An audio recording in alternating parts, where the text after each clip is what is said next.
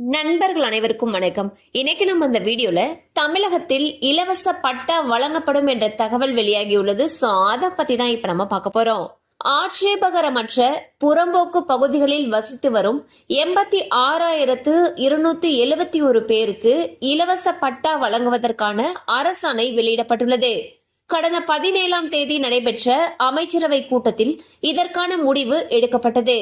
இந்நிலையில் சென்னையில் 29,187 பேர், இதர மாவட்டங்களில் 57,084 பேர் தேர்வாகியுள்ளனர். இவர்களுக்கு 6 மாதங்களில் பட்டா வழங்க வருவாய்த்துறை மூலம் நடவடிக்கை எடுக்கப்பட்டு வருவதாக அறிவிக்கப்பட்டுள்ளது.